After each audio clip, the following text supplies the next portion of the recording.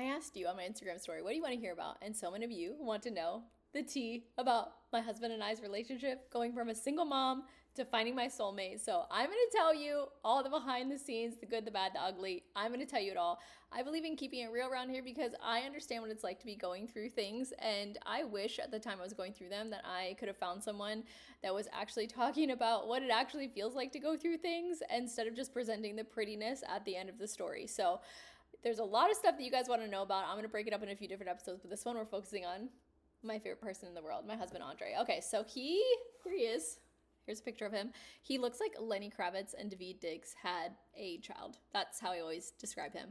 So he's my best friend, and he is definitely my person. And that was a journey to get to him. And I'm going to talk to you a little bit about that now. So I actually was married very, very young to not Andre. And I didn't really date a lot when I was younger. And I had this idea in the world that I grew up with. There was this romantic idea of what finding a person was supposed to be like. And so in my teenage years, I was in this bubble of the world via my family, via religion, via the fact that I was homeschooled that created this, we'll call it a canvas. We're going to call it a canvas for the entire story I'm about to paint for you. Okay, so the canvas begins with being homeschooled, not being allowed to date at all, being in a very closed environment where I was not privy to the lessons that maybe other people would learn if they were allowed to go out and meet people or date or get to know themselves and things like that. And I feel like it's such kind of like a delicate space for me to even mention that because there's so much to that. There's a lot of layers of complexity. So we'll just go with I was homeschooled and there wasn't really a lot of interaction with a lot of different people that I was experiencing at the time. So it really set me up to struggle with understanding myself. It was a struggle to know myself. It was a struggle to know what it even was I was looking for or what would be a good fit for me. And so kind of having this romantic picture of when you are younger, you're going to meet your person when you're young and you're going to get married young and you're going to have the white picket fence and you're going to have this beautiful, idealistic, image of life. And when I tell you, when that didn't happen that way for me, I was shocked. I was shooketh. I felt bamboozled. I'm like, wait, what in the not Disney movie is happening in my life right now? Because I did not expect to get divorced at 23. I was married at 18 and I got divorced by 23. And by the time I was divorced, I had 2 kids under 2. Well, not under 2. At one point I had 2 kids under 2, but my kids were very young.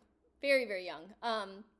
And so I found myself in a position where I had my entire idea of what my life was going to look like absolutely shattered. And being 23 and having that happen, gosh, that is really a tough thing to go through. I look at 23-year-olds now and I'm like, I cannot believe I had 2 kids and I was going through that. And it's interesting now, sharing this story with you because I hear a lot from you that I don't look like I'm somebody that should have an 18-year-old child and a 16-year-old child. And the reality is I do. And it's because I had my daughter when I was 19 and my son at 21. I literally couldn't even drink when I turned 21 because I was pregnant again. And I always wanted to be a mom. That was my dream when I was younger. I just wanted to be a mom. That was my dream come true. And when I had my kids, I just felt like I had finally found what I was supposed to do. I had started college very early. So before I got married, I had almost had my degree in graphic design. I was 2 classes away by the time I got married when I was 18. And so I started college when I was 14. Got married when I was 18 and really jumped into being an adult in a time where I was still very much a child. A child in the sense of I didn't know what I was doing. Who knows what they're doing at 18 and 19? We all think that we know. At 18 and 19, don't we all just feel gosh, I've got this. I know. And then when you get to 25, you're like, I didn't know. No, I did not know. Warning, Will Robinson, I did not know.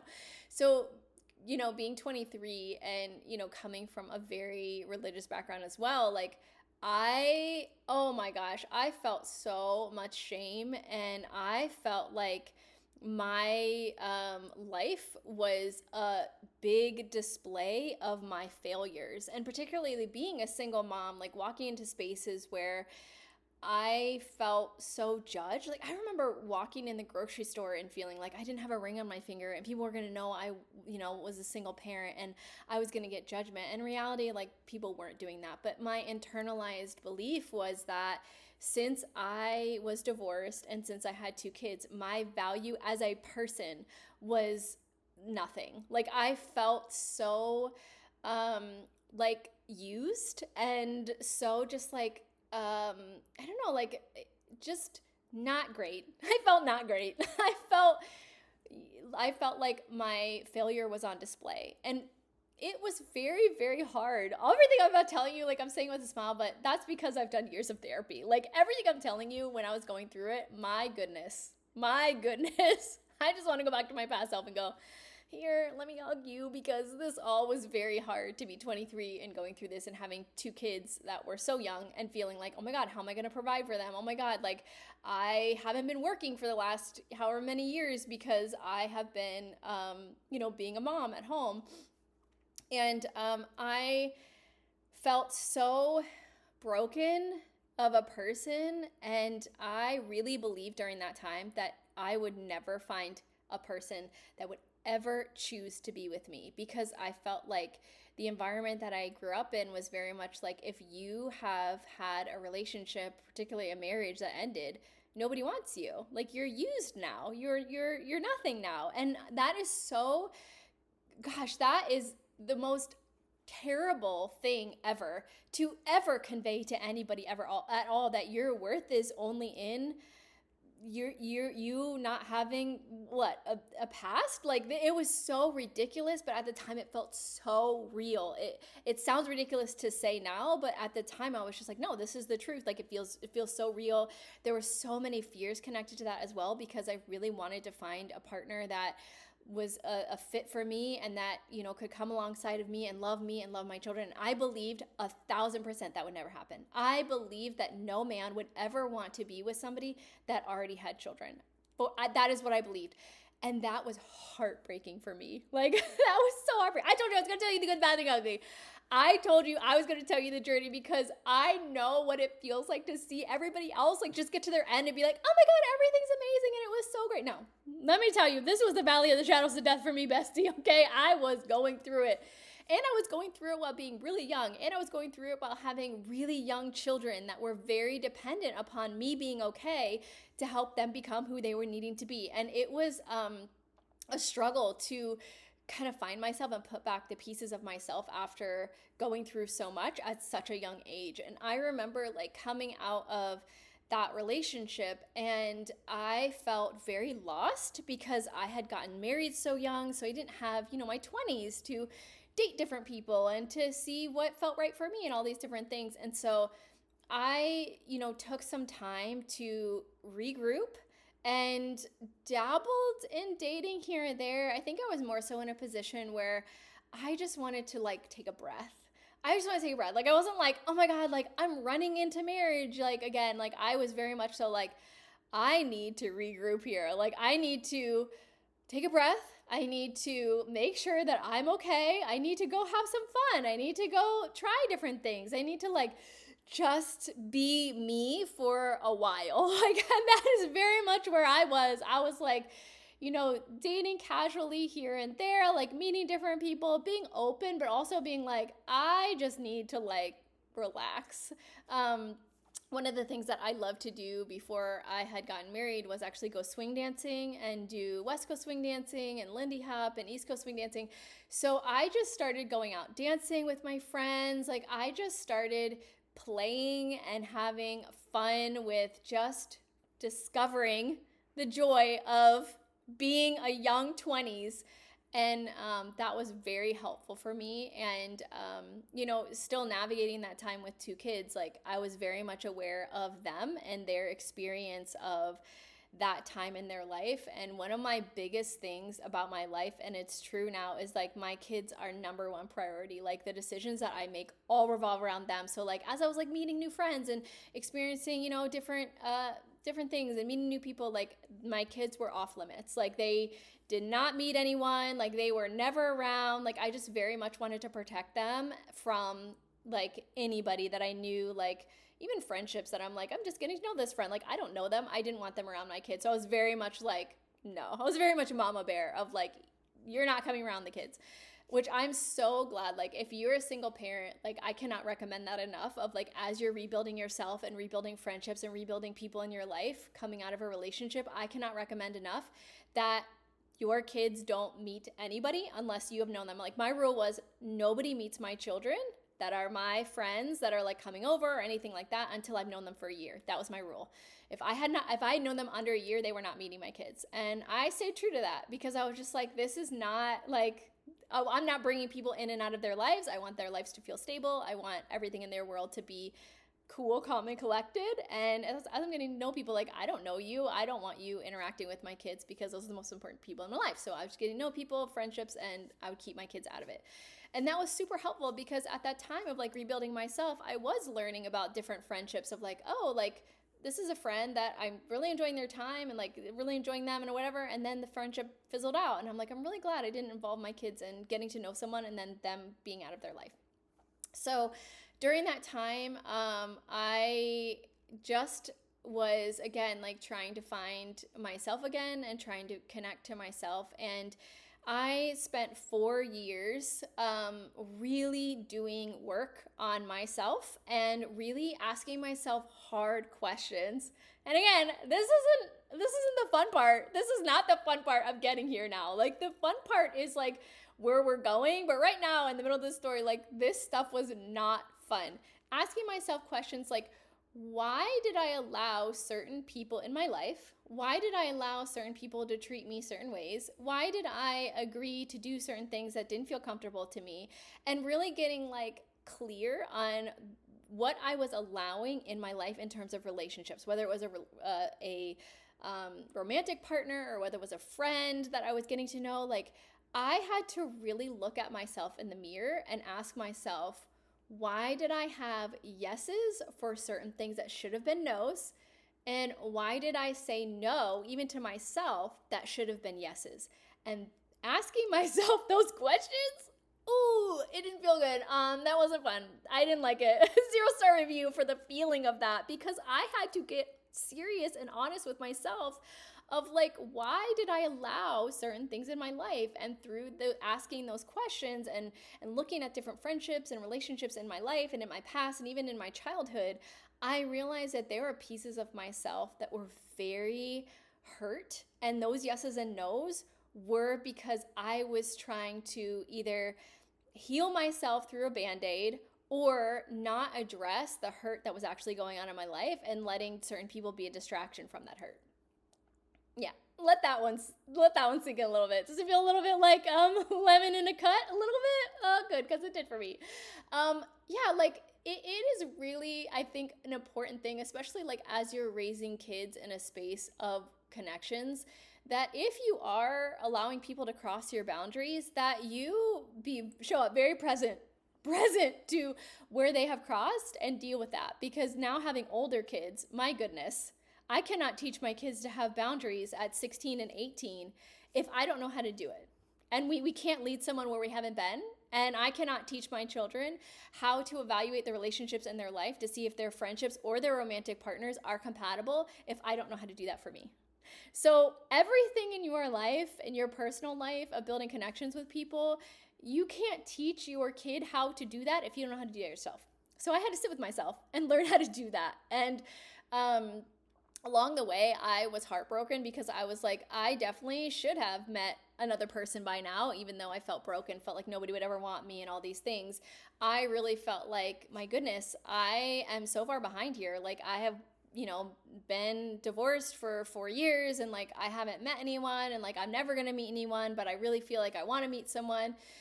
And I remember hearing this YouTube video once that changed the way that I saw that completely. And they were talking about how if you take steps towards doing things in your life that make you happy, or take steps towards doing things in your life that fulfill you, you will meet the right person along the way.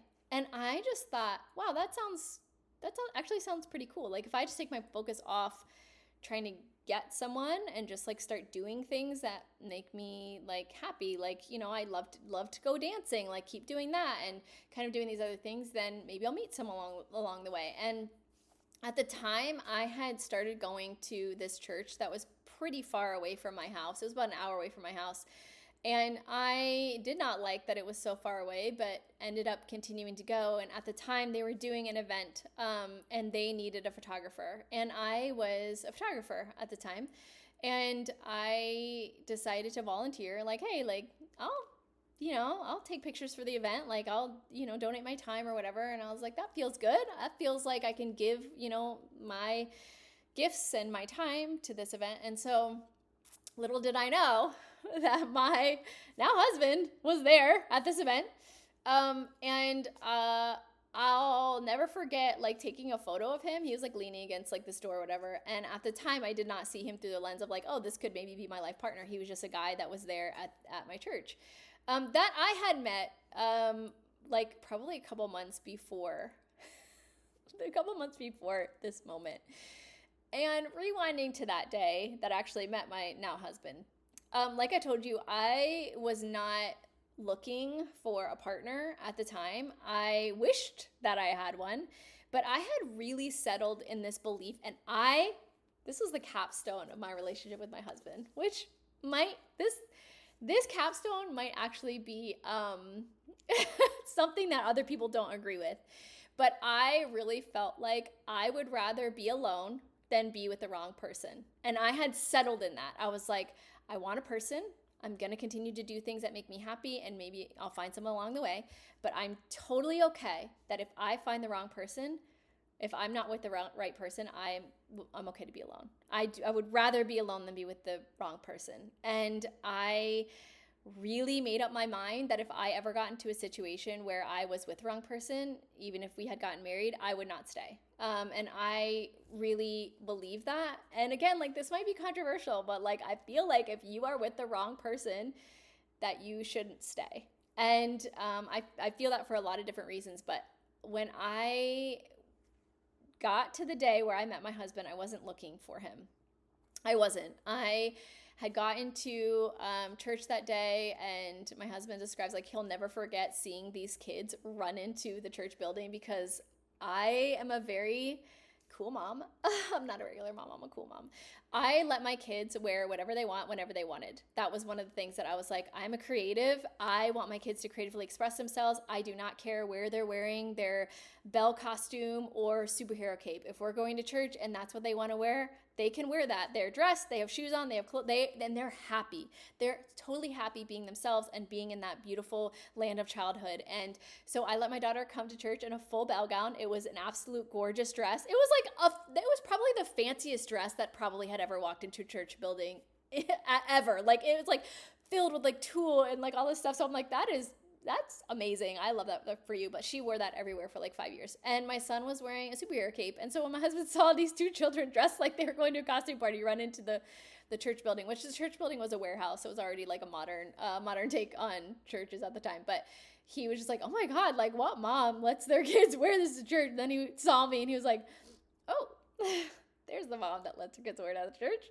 Okay. And he was just kind of like taken back. And I was like, oh my God, like you're obsessed with me. No, I actually was so focused on my children running ahead and like going into the building, and I didn't want them to like run off somewhere that he says that I didn't even say hi to him, which sounds so rude. That sounds like so unlike me, but I could see like my focus being on the kids, like trying to corral my 4 and 6-year-old in a building rather than like saying hello to the lovely man that was opening the door for me. So love's an open door, literally in my life. So he opened the door for me, and we had gotten to know each other a little bit. Like I knew his name, I knew he was around, but he at the time was presenting himself as very young. I thought my husband was 19 when I met him.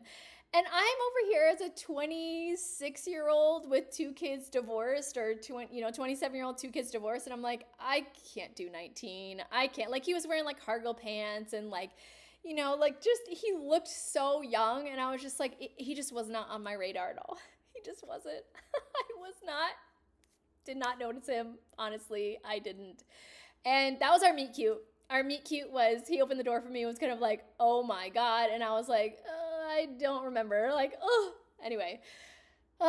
Thankfully, our story continues. It doesn't stop there. So by the time I went to photograph this event, he was there. And I look back on that, that story of just continue doing the things that you love and you meet the right person along the way. And that's why I told you that I took pictures of him at this event, because looking back on it now, I'm like, oh my gosh, like I was building this connection with my husband, even though I did not know it was him, because I was just taking steps towards things that made me happy. And there were a couple other times that I was photographing things in the community and he was there. And I have many, many photos of him doing random, he's doing drums and, all sorts of things, because I was just there doing what I wanted to do, and he happened to be there as well. And so I thought that was really cool to look back on that now.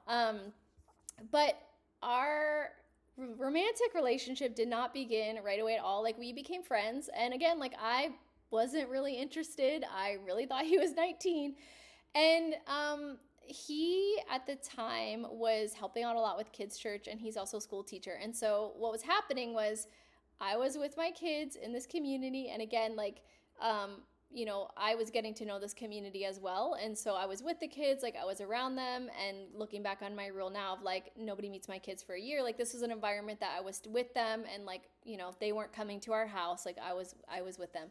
So we were getting to know everybody in the community together. And my husband was working a lot with the kids, and he's so good with kids. He really is. He loves kids, and he just is really, really great. And so I started to notice, like, oh my gosh, like, he is just really amazing with kids. And so my kids were building, a connection with them. I'd see him across the room, and he was, had the little kids all around him. Like, he's like the Pied Piper of children. Like, they just love to interact with him. And just, every time we go out to eat somewhere, I'm telling you, every child in a 10-foot vicinity will look at my husband and like, yeah, this happens all the time. Like, I don't know. He's such a sweetheart. He's like a Care Bear. He's like a strong Care Bear in the best way. But we started to get to know each other, and I was just still like in the process of discovering myself. And it wasn't until like he started taking some steps for himself to like build confidence and kind of really like step into a different energy. And I'll tell you what he did, and you can judge me or not, but he decided to start doing Tough Mudder. And when he started just doing Tough Mudder, he started really becoming more confident. He started kind of being around other men that were kind of like, hey, like, let's get you together, man. Like, let's style you. Like, he just started being around other guys and like, yo, like, let's ditch the cargo pants. Like, you'll need to wear like, jerseys or whatever. Like, not that jerseys are bad, but like, just, let's put a little thought. Let's take a little thought into your appearance here. And so he did, and all of a sudden I was like, and then not only his appearance, he started stepping into like his confidence as a human and like as a man. Like, I don't know, like that was just a really big shift for him. And it was a really cool shift for our dynamic as well, because as he got more confident, now this whole time, I'll just tell you behind the scenes this whole time he has a crush on me, and I have no idea. I literally have no idea. And he did this on purpose because he did not want me to know that he was interested. So he starts becoming more confident. He starts working on himself mentally and emotionally. He starts putting in this time of like letting his outward appearance reflect how he's feeling like emotionally. And he was doing a lot of internal work on his own. So for about, I don't know, let's see, from March to our first date was in October. From March till October, he was doing personal work, and it started showing up. It started showing up in the way that he was interacting with me. It started showing up in like, I don't know, it's just kind of like interesting. And we started doing things together in groups as friends, and I was kind of like intrigued. And he was always so sweet and very, very thoughtful and very like protective in a like a really appropriate way of like a friend or whatever. And I noticed these little things that I was like, this is interesting. Like, I feel really safe around him. I feel like he is being super considerate. Like, he's so thoughtful, and he was just a kind soul. And we had hung out a lot in groups, and this one particular time, the group, we were all supposed to go out and hang out, and the group fell through. And so he messaged me and he's like, hey, like, do you want to just go out, you and I? And I was like, sure, why not? Like, whatever. I did not know this was a date, but he had planned that it was. And so we went to this restaurant, and I remember, like, we just had the most amazing conversation, and he was so, again, just like sweet and thoughtful, and he asked so many questions. Like, he was very curious about me, and he was just like very intrigued and wanted to get to know me more. And that was something new that I had not experienced before. Somebody genuinely being interested in me and interested in what I'm about and who I am. And it sounds like such a low bar, right? Like, that you go out with somebody and they're just like, I want to get to know you and actually want to ask questions. But like, yeah, the bar was very low, because lots of men do not do that. So by the end of the date, like, he paid, and that's when I realized it was a date. And we were going to a friend's party afterwards, and on the way, his car actually breaks down on the way to this next party, and we're driving separately, and I see his car like breaking down. And this is the moment when I did not know that life was about to set me up to show me that this man and I are so compatible. Right when his car is breaking down, when I tell you this story changed the course of my life, that his car broke down. And now, when you would call a girly or like your best friend or like your friend, like, hey, oh my God, I went on the date, but the guy's car broke down. Like, this would be the point where people would be like, girl, walk away. Like, come on, like, he can't, whatever it is. But this, for me, this was it, because his car's breaking down. I see his car like kind of puttering off. I call him like, hey, do you want me to come help you push your car? And he's like, absolutely not. I'm not having you push my car in the road. I'm like, yeah, why not? I'm in boots and a dress. I'll push your car. And he's like, no. But we end up in my car trying to call a tow truck, and we were laughing the whole time.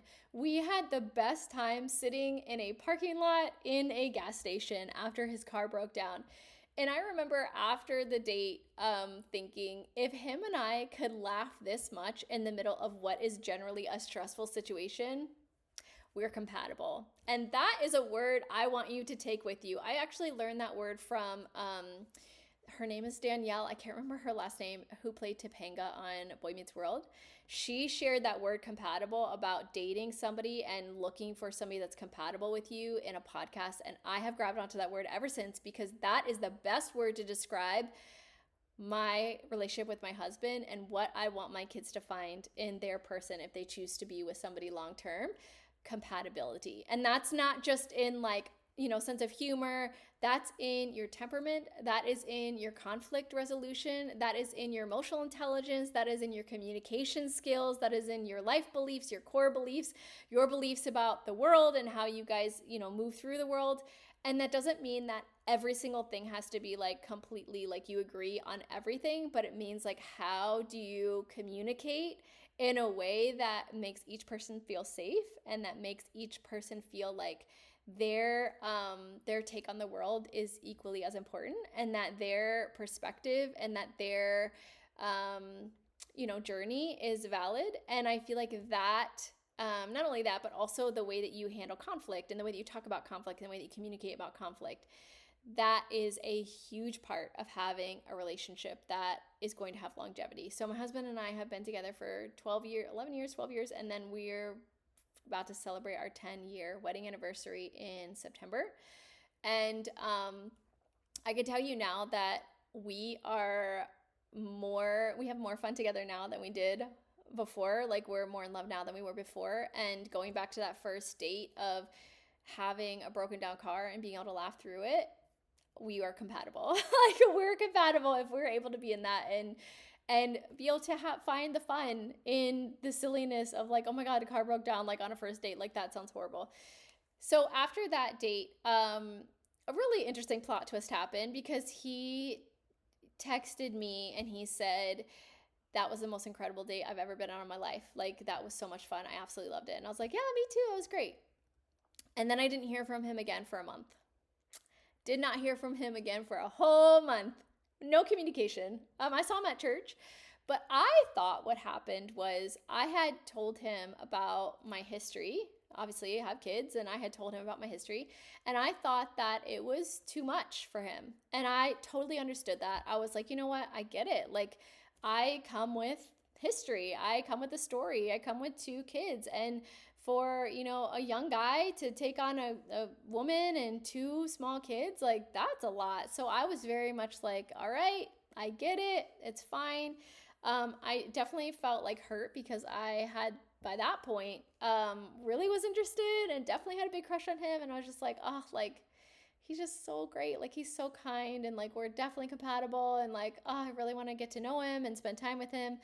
And what I didn't know was he was had a couple other friendships that he was trying to I don't know. Maybe I'll just save that for his side of the story. But he was trying to make a path for me to be there in these other friendships that wanted more than just a friendship. And he did not know that they wanted more than just a friendship. And so he was trying to like kind of wrap that up, and like, not that he was interested in them, but like kind of like letting them know like, hey, like, let's have a define the relationship here. Like, we're for just friends, right? Because he wanted to start dating me, and I didn't know that. So a month goes by, and I remember thinking right before he called a month later, I was like, I'm going to give this man 3 more days. He got 3 more days to do anything. And after that, I'm out. I'm not thinking about him anymore. I'm not crushing on him. I'm going to call it like it is. I gave him 3 days in my brain. I didn't even tell him. And I think like 2 days later, he called me and he was like, hey, do you want to hang out again? And I was like, sure. So we had a second date. And then on the third date, which I did not know that he liked me at all up until this point, because he really believed that before he was going to get with me or date anyone, that he wanted to make sure and have that title first. Like, before he was going to like express his feelings or like hold hands or anything, he really wanted to like be in a relationship before he did that. And that's fine. That was fine with me, but I did not know how he felt. So on the third date, he finally said like, hey, I'm super interested in you. I definitely want to date you. Do you want to date me? And I like immediately said yes. And he was kind of shocked that I said yes. But here's the part that you need to know if you're a single parent. Highly recommend what I'm about to say. Number one, I gave him rules. I gave him rules because I was about to come into a relationship with somebody with kids. And I was about to come into a relationship with somebody that I could see potential with, but I did not want to involve my children I always call them our children now. Like, at the time, they were my children in that dynamic of dating, again, to protect them. So I told him, yes, I want to date you, but I do have a few rules or boundaries that I will need to have in this connection if we decide to move forward. And if you don't want to within these boundaries, I totally get that. I respect that. And it is okay. We can walk away. Like, we can be friends. Like, that's totally fine. And so I explained to him that my number one rule is my kids will not be involved in this at all. They will not know that we're dating. They will not be a part of any romantic expression. They will see you as, at the time they called him Mr. Andre, and that is how they will see you. Like, you can come over and hang out, but no romantic anything. I want them to know that you're a friend, and it would be great, to get to know you together, and we'll do fun things together, the park, movies, whatever it is, but they don't need to know that we're dating. And then my second one was, I said, I do not want pressure from anyone in this relationship to make this become something if it's not supposed to be. So I don't want to share our relationship online at all. I don't want a photo. I don't want anything, nothing online. And at the time, I had a much, much smaller audience. But I knew that I had shared so much of my journey as a single mom online that I knew people would be emotionally connected to seeing my story and seeing what was going to happen in my life. And I didn't want the pressure of everyone looking in and being like, oh my God, I can't wait to see you guys get married. Are you going to get married? Are you going to get married? And so I said, hey, like, even in our church community, I don't want anybody to know. There are a few people that knew, but I was like, I don't want anybody to know. I really don't want the pressure of people in this. And he said yes. And then my third rule was, I said, I know what I want. I want to be romanced. I want the whole romantic everything. I want the experience of feeling pursued. And I knew that I was going to be that right back. And I knew what kind of person that I was. And I knew that I was going to put so much of my heart into getting to know him and all the beautiful things about me. I knew that about me, but I wanted to let him know, like, hey, I want to make sure that you're cool with expressing that way to me, because I know that I need that, and that is not something that I am open to not having. And I would rather be alone. I would rather be alone than be heartbroken on Mother's Day because my partner didn't even think to, write a card, or like, it doesn't even, not even about money, but just like didn't even think to like do a gesture of appreciation. And I just knew that I did not want that kind of heartbreak in my life. I did not want the kind of heartbreak of feeling unseen, unknown, and unloved. And I did not want the heartbreak of experiencing a closeness where I express myself so much and having my partner not reciprocate that. And if you want to know my expression of love, on my TikTok, there's a folder that is DIY gifts. And I have handmade him so many gifts that have literally brought this man to tears. Like, I am always creating and making and doing these beautiful things. And I knew that about myself. And I was just like, I want someone that can match my energy. Like, I want someone that's going to show up and match my energy. And when I say this man knew the assignment, this man, when I did not know this, but me challenging him, he decided right then and there, oh girl, I'm going to rise to the occasion. I don't know what I'm doing.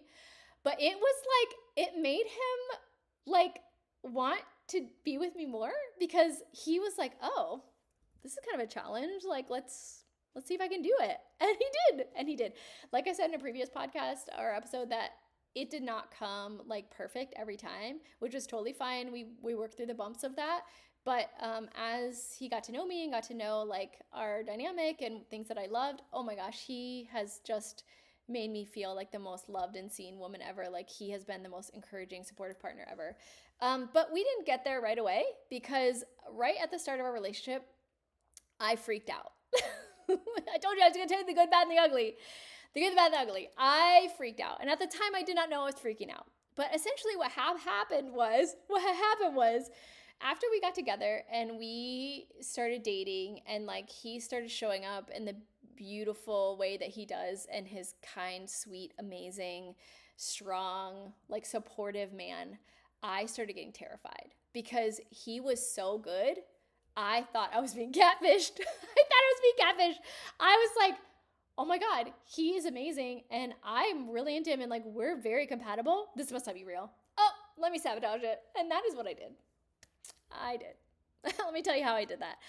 I decided that in my freak out anxiety that I was going to let fear run my decisions. And the fact that he was patient enough to like move through this with me. And I was talking to him about this a couple weeks ago of like, thank you for being really patient with me as I freaked out. But I had a lot of experiences in my past that were so traumatic that when my nervous system started seeing how great he was, I thought that my trauma had resurfaced, or my trauma in my body started resurfacing.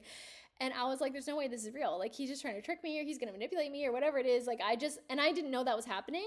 I really thought, I was like, oh, this is a you problem. Like, you like are not doing something right, or like there's something off here. Like, and I was trying to like I think I was trying to like find a moment where he was actually going to become a villain, or like become the catfish. And I did not know this. None of this was conscious. This was all just me like freaking out.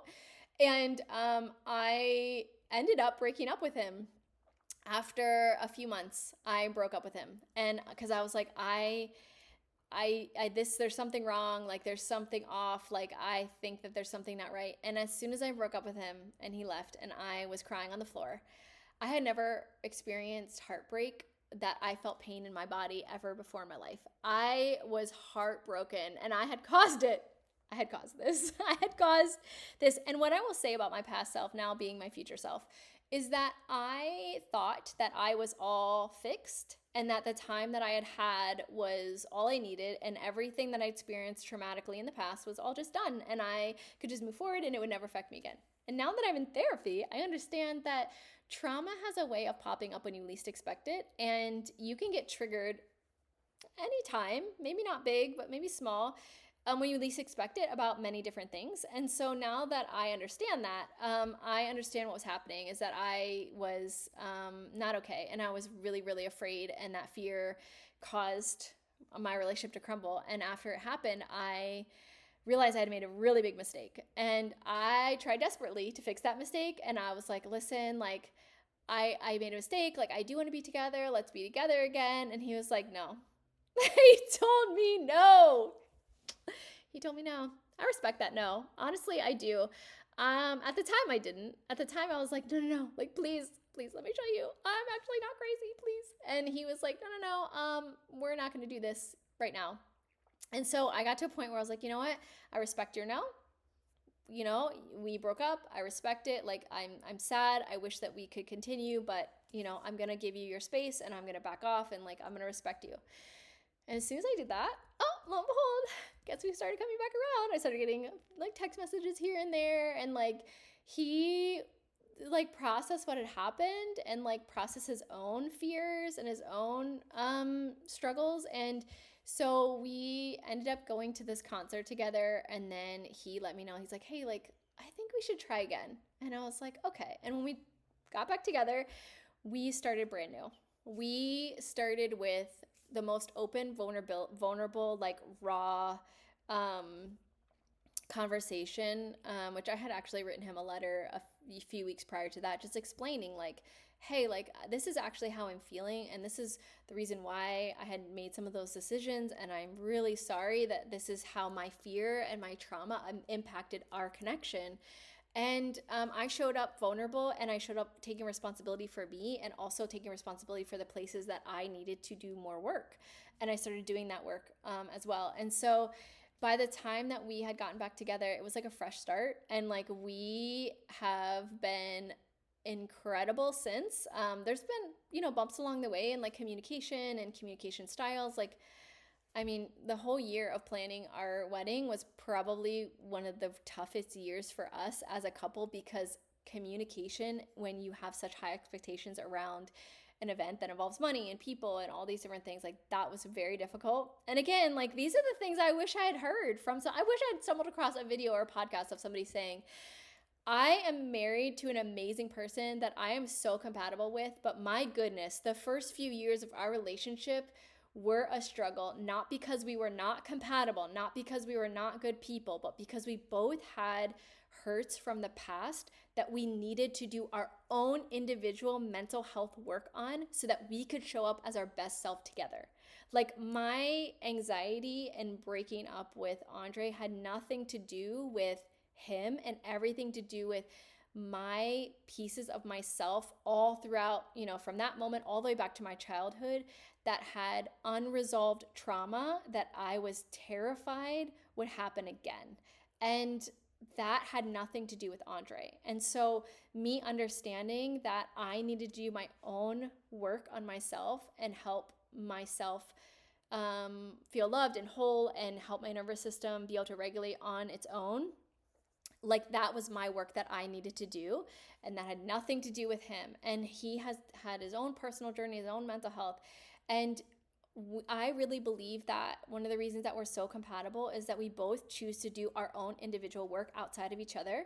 And that way we can show up as our best self for each other. That means that we can communicate very clearly, articulate our feelings. We can regulate our own bodies. We can check in with our own bodies to see what we're feeling, and we can check in with ourselves to see what our needs are. We are very good at communicating our thoughts, feelings, emotions. We're really good at regulating ourselves. We're very good at not needing the other person to we're not codependent on each other. And also, I think another factor that is so important in a relationship is that if you are a strong personality of person that is has really big like goals and dreams and ambitions, it's really important that you're with a partner that is not intimidated by you being successful. And I can say that I I would not be where I am right now in the growth that I've had in terms of like, building a career, doing comedic bits and building all, like building an audience. I would not be here without a man who was like, no, I'm your picture frame. I'm here to frame you and point at you and tell you that you're amazing and you can do it. And I believe in you and you've got this. And like, he is not intimidated by my success at all. In fact, he's my biggest cheerleader. Like, he is so supportive. And I learned that while we were dating. I learned that when I was breaking down in tears over something silly about the wedding. And he was like, I want you to have the wedding of your dreams. I want you to be happy. I want you to experience these things. And he continues to be that person. He was texting me yesterday. I want you to have the most amazing holiday. I want you to be happy. I want to contribute to your happiness. And finding somebody that genuinely wants to do that, and it doesn't matter if they are the star of the show or not.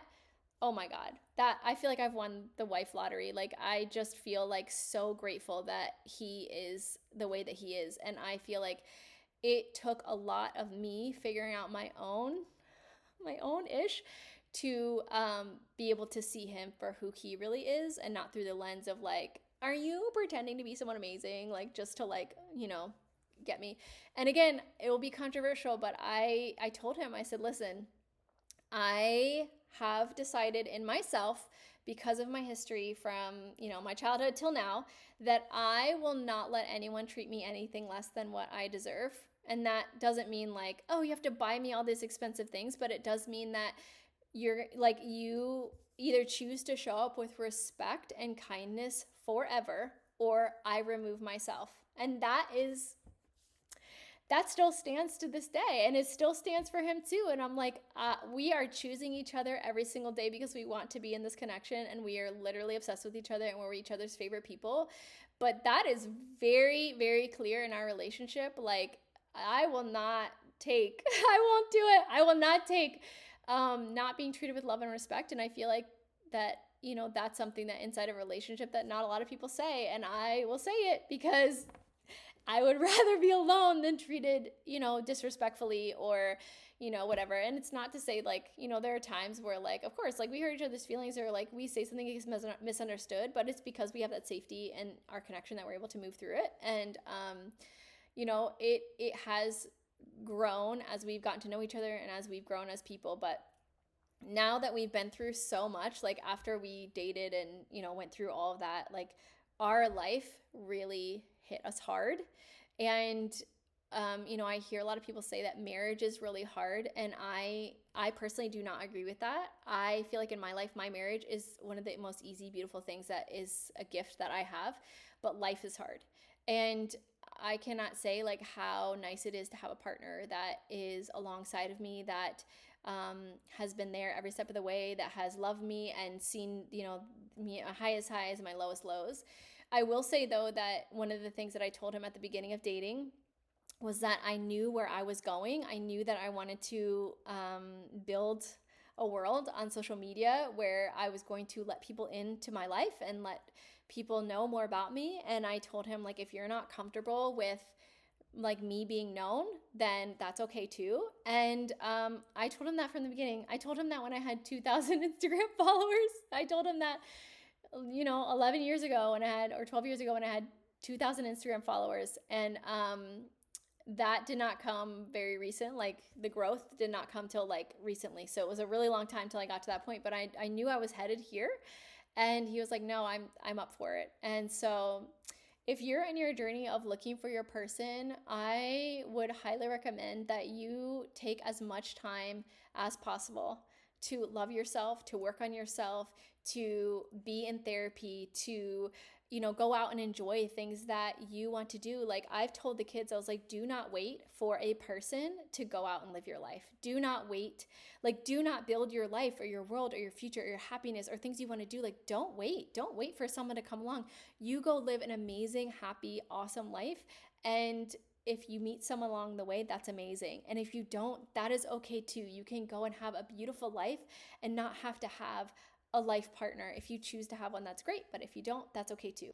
Not long after Andre and I started dating again, after breaking up for that short amount of time, we were only broken up for like a month, but not long after that, we did let the kids know that we were dating because we knew it was getting serious. I was like, restarting was such an incredible thing for our relationship. And, we just really knew quickly that this was definitely a long-term thing. And so we let the kids know. And one of the most beautiful parts about my story that is so precious to me is how much Andre loves our children. He loves them like they're his own. And it was such a beautiful thing to watch because he genuinely wanted to get to know them as people. And he came into their world when they were younger, and he spent so much time building a one-on-one individual relationship with each of them.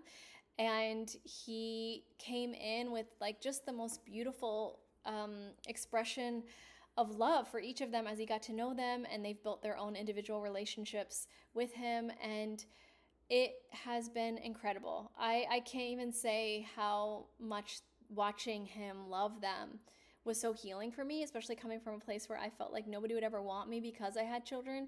But then seeing how much he didn't just tolerate them because they existed. It wasn't like, oh, well, to get you, they just happen to have to be here, so I'll put up with it. He loves them. He loves being a parent to them. He loves spending time with them. He loves doing special things for them. He loves creating, moments of spending time with them. They have their own, inside jokes, own shows that they watch together. And it just was really cool to watch them, fall in love with him too. And really find such safety in who he is as a person, and express vulnerabilities to him, and really gravitate towards him as a stakeholder in their life. And them coming from the background that they do, my kids, like, they have a lot of people that love them in their life, and they have a really big support system, which I'm really grateful for. For us, we don't use the term step. We say parent or stakeholder because that is what Andre is. He is a parent in their life. And all of Andre's family has been so wonderful and has just welcomed us in with open arms. And they treat my kids like their grandkids and their great grandkids. Like, we are not excluded from anything. We have always been included, and they see my children as Andre's children as well. And it's just really beautiful to see, family come alongside of us and really like accept us that way. And it's been really wonderful, and I'm super grateful. But I just am so blessed. I mean, it sounds like such like a cheesy way to say that. I don't know. I don't think that there's English words to articulate how profound it has been for me to find somebody that not only loves me and like is so incredibly wonderful to me, but loves my children and wants to have them in our life and wants to spend time with them and wants to parent them and love them and take care of them and be a support and a source of strength and encouragement. It's really wonderful. If you ever want to watch a tearjerker, go watch my wedding YouTube video. He wrote vows to my children in our wedding. So that's one of my favorite parts about Andre. He's just such a loving, sweet person. He really is such a kind soul. If you're in that journey of trying to sort out like finding your person, as much as you can, sit with yourself. I still sit with myself. It's not comfy sometimes. It's not. I've been very honest with my mental health journey, very honest with myself and, having kids in their mental health journey. Their lives are definitely private. I don't share that. But I love therapy. I believe in therapy. I think therapy is amazing. I am in weekly therapy. I have been in therapy for a very long time, and I can't recommend enough giving yourself that space and permission to process your stuff, because if you don't, it will come up. If you don't process your trauma, it's not if it will come up, it's when. And I almost ruined a relationship that is the best thing that has ever happened to me, because I felt like I was good. I'm good. Like, I don't need to deal with anything. But it wasn't until there was a little pressure put on some sore spots that I realized, oh, wait a second. There's a little something here. Like, it's not until you go to the dentist and they're poking around at like, your cavity that you're like, oh, wait, there might be something there. So I hope you enjoyed this. I know this is like a little bit longer than what I'm used to, but if you want to know more, I will tell more. If you want to know more after we After the dating to getting married, I will tell you more. But until next time, thank you so much for listening, and thank you for being so supportive and amazing. I love sharing these things with you. And again, like, I wish I had found someone along the way that was talking like this because I needed it. So I hope that this resonates with you and it's what you need. And I love reading your comments. Thank you so much for commenting and liking this video and subscribing. It just means the world to me, and I love seeing that you're here. So thank you so much. Hope you enjoyed this one, and we'll talk again soon. Okay, bye.